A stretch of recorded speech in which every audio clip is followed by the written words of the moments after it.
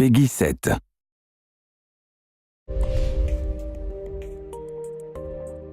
I'm Jordan Fisher from Pony Studios, and I work on programming and game design for Cloudberry Kingdom. I'm TJ Lutz, the Vice President of Pony Studios, and I'm working on Cloudberry Kingdom.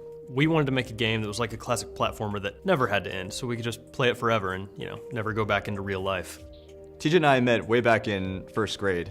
He was sort of a big jock at the time, and I was already a computer geek, but we had this common ground where we would play video games together all the time. Ever since I met Jordan, we've been coming up with silly ideas for games.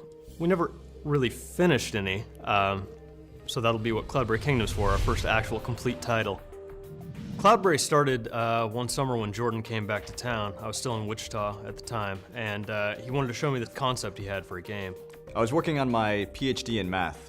The idea for Cloudberry actually came from a math problem. How do you make random levels? How do you teach a computer to design these levels? He showed me this little concept that he'd put together, and I absolutely loved it. The art was all done by Jordan, and he can't draw, so we had a stick man, but the gameplay was fantastic. Really from that moment on, I knew that we had something, and we had to make something out of it. At that point, I ended up dropping out of grad school. I moved back to Kansas, into my mom's basement. TJ moved in as well. It was kind of awkward. And we started working on really polishing up this demo, getting it ready for a competition that Microsoft was holding called Dream Build Play.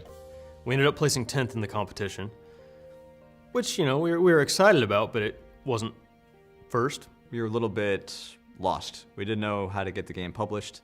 We didn't know where to take it. So we really just ended up shelving it for about a year.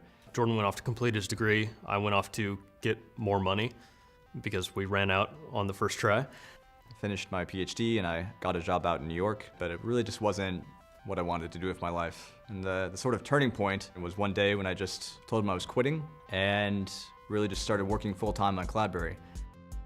So I immediately started persuading TJ that he needed to quit his job too and move out to New York City. When Jordan first gave me the phone call that he had, quit his job and he's wanting to finish Cloudberry, I was a little concerned, I guess is the best way to put it. So it took a couple months of convincing, but I finally got him to sell everything and put all of his money into the company. At this point, we'd been working on the game for almost 3 years, but we decided to draw it out a little bit more and redo everything.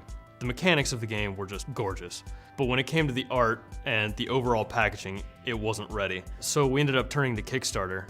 We got a lot of positive feedback. A lot of people seemed to really enjoy the game. So we brought on a really amazing art studio, Tiger Hair Studios.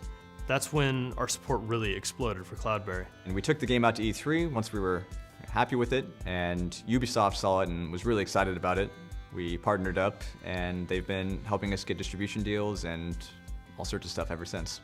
Ubisoft has been really accommodating in terms of letting us stay indie and have complete control over our IP and game design, while at the same time really helping us focus on marketing and distribution and all those things that as indies we just don't have the expertise and manpower to take care of on our own.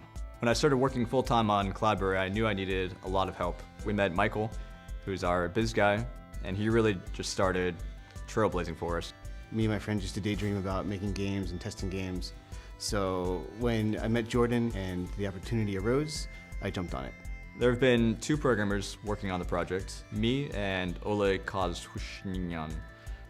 We can't actually say his name, but it's something Russian. Making games is all I've ever wanted to do. It's one of the main reasons why I got into programming in the first place. It's almost impossible to make a game on your own, and it's just so much more rewarding to work with a great team to bring your game to life. TJ and I have been working on this game for 4 years together. We're business partners, we've put all of our money together. At this point, we're living together in some guy's basement. Really, we spend every waking minute together. But still, it's really great to have your best friend working on this project and just covering your back whenever you're messing up. Without Jordan, really, there's no way I would even be here. I'd still probably be working construction and hating being in Kansas. What I'm really excited about is seeing how far human players can go. We can see the computer beat really crazy levels, but I really want to know how far will Cloudberry push gamers? It draws people in that aren't really even gamers. There's some sort of hypnotic quality to it, and people just kind of gravitate towards it, and it's really exciting for me to see.